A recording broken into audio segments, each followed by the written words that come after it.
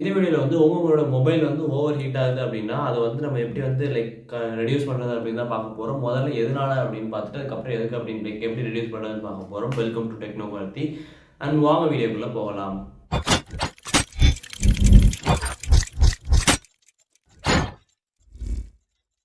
இப்போ வந்து உங்களுடைய மொபைல் வந்து நம்ம யூஸ் பண்ணிட்டு இருக்கப்போ மொபைல் வந்து ரொம்ப ஓவர் ஹீட் ஆகும். ஸோ ஓவர் ஹீட் ஆகிறப்ப என்ன ஆகும் அப்படின்னா, ஓரளவுக்கு வந்து பார்த்தீங்கன்னா ஹேங் ஆக ஆரம்பிச்சிடும். ஒரு சில மொபைல்ஸ்லாம் வந்து என்ன ஆகும்னா, அதுவானே வந்து ரீஸ்டார்ட் ஆக ஆரம்பிச்சிடும். ஏன் அப்படின்னா அந்த மொபைல் வந்து நிறையா எதனால வந்து ஹீட் ஆகும் அப்படின்னா, நிறைய ஆப்ஸ் வந்து ஒரே டைமில் ஓடுறதுனால இருக்கும்.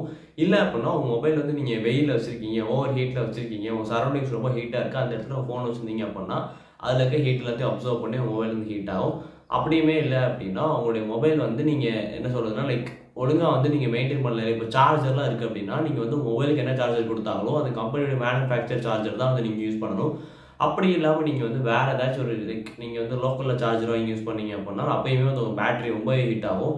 அண்ட் உங்கள் மொபைலோட அதாவது கெப்பாசிட்டி பொறுத்து வந்து நீங்கள் யூஸ் பண்ணணும். நிறைய பேர் மொபைல்ஸ்லாம் வந்து பார்த்தீங்கன்னா கேம் விளையாடுறப்ப ரொம்ப ஹீட் ஆகும். ஏன் அப்படின்னா அந்த கேம் சப்போர்ட் ஆகுதுன்னு கிடையாது. அந்த கேம் வந்து நீங்கள் இவ்வளோ நேரம் தான் விளையாடணும். அந்த கேமோடைய ப்ராசஸ், அந்த கேமோட எப்படி சொல்கிறேன்னா அந்த கேமுக்கு வந்து ஒரு பேசிக் நீட் இருக்கும். இந்த நீட் இருந்தால் தான் அந்த கேம் வந்து விளையாடவே முடியும் ஒரு மொபைலில். அப்படின்றப்போ நம்ம மொபைல் வந்து கம்மியாக இருக்கும். ஸோ அப்படி வச்சு விளையாடுறப்போ வந்து ஓவர் ஹீட் ஆகும். ஏன்னா அந்த பேக்ரவுண்டில் வந்து நிறைய ஆப்ஸ் நிறைய வந்து எப்படி சொன்னால் ஒரு ஹெவி ப்ராசஸ் வந்து நடக்கும். ஸோ அந்த ஹெவி ப்ராசஸ்னால மொபைல் வந்து ஓவர் ஹீட் ஆகும்.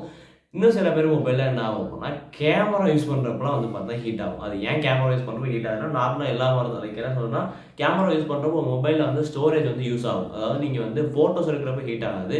ஏதாச்சும் வீடியோ ஷூட் பண்ணுறீங்க அப்படின்றப்போ பயங்கரமாக ஹீட் ஆகும். நீங்கள் உங்கள் வீடியோ வந்து இந்த எஸ்டி கார்ட்லையோ நீங்கள் மெமரியில் போடாமல் இன்டர்னலில் போடாமல் எஸ்டி கார்டில் போட்டிருந்தீங்க அப்படின்னா அந்த மாதிரி ஒரு சில கேசஸில் வந்து உங்கள் மொபைல் வந்து ஹீட் ஆகும். நீங்கள் அதை வந்து நீங்கள் திருப்பி வந்து உங்களுடைய இன்டர்னல் மெமரியிலேயே உங்கள் கேமராவில் என்ன எடுத்தாலும் சேவ் ஆகிற மாதிரி மாற்றிட்டீங்க அப்படின்னா அந்த இடத்துல வந்து மொபைல் ஹீட் ஆகுது. கேமரா யூஸ் பண்ணுறப்போ மொபைல் ஹீட் ஆகுது குறையும். இப்போ வந்து இதனால தான் மோஸ்ட்டாக வந்து ஹீட் ஆகும். ஒன்று வெளியில் வச்சிருக்கிறது இல்லை நீங்கள் ஏதாவது ஓவராக யூஸ் பண்ணுறதுனால. இது எப்படி நம்ம குறைக்கிறது அப்படின்னா உங்களுடைய மொபைல் வந்து நீங்கள் கொண்டு போய் ஃபேனில் வைக்கணும். இது வந்து சொல்கிறதுக்கு அப்படி தான் இருக்கும். இப்போ உங்களுக்கு உங்கள் பாடி ஹீட் ஆச்சு அப்படின்னா நீங்கள் என்ன பண்ணுவீங்கன்னா ஒன்று நீங்கள் குளிப்பீங்க, இல்லை அப்படின்னா எங்கேயாச்சும் ஒரு ஃபேனில் போய் நிற்பீங்க. ஸோ மொபைலுக்கும் அதே விஷயம் தான்.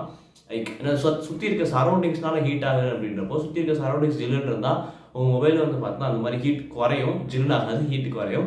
அண்ட் அதே மாதிரி நீங்கள் என்ன பண்ணணும்னா மொபைலில் வந்து பேக்ரவுண்ட் ஆப்ஸ் ஏதாச்சும் ஓடுது, எக்ஸ்ட்ரா ஒரே டைமில் வந்து நிறைய ஆப் வந்து யூஸ் பண்ணுறீங்கன்னா மொபைலோட கெப்பாசிட்டி இப்போ வந்து ஒரு 4GB ரேம் இப்போ யார்ட்டும் இல்லை. இப்போ 8GB ரேம் 6GB ரேம்ல எடுத்துக்கிட்டிங்கன்னா அதில் வந்து ஒரு 10-15 ஆப் நீங்கள் பேக்ரவுண்டில் ஓட்டிட்டீங்க. 10 ஆப்ன்றதே போதும். 15 ஆப் 20 ஆப்லாம் நீங்கள் பேக்ரவுண்டில் ஓட்டினீங்கன்னா கண்டிப்பாக வந்து பார்த்தா மொபைல் வந்து ஓவர் ஹீட் ஆக ஆரம்பிக்கும். ஸோ நீங்கள் அந்த ஆப் மொபைலுடைய ரேம் பொறுத்து மொபைலில் எவ்வளோ ஆப் வந்து ப்ராசஸ் பண்ணது ஒரே நேரத்தில் அப்படின்றத வந்து பார்த்தா நீங்கள் முடிவு பண்ணி எடுத்துக்கணும். அதுக்கப்புறம் மொபைலில் வந்து ஏர்ப்ளைன் மோட வந்து நீங்கள் ஆன் பண்ணிக்கிங்க. உங்கள் மொபைல் வந்து ரொம்ப ஹீட் ஆயிடுச்சுன்னா டக்கு நீங்கள் ஏர்ப்ளைன் மோட ஆன் பண்ணி நீங்கள் கொஞ்சம் 5 மினிட்ஸ் வந்து வச்சுருங்க. அப்போ வந்து ஹீட் மெதுவாக குறைய ஆரம்பிக்கும். ஏன் அப்படின்னா உங்களுடைய மொபைலோட கனெக்ஷன்ஸ் எல்லாமே கட் ஆயிடுச்சு அப்படின்னா அந்த இடத்துல எந்த ஒரு ப்ராசஸுமே ஓடாது. ஸோ அதனால் அமைதியாக இருக்கும். அதுவே இல்லைன்னா ப்ளூடூத் ஆஃப் பண்ணிடுங்க.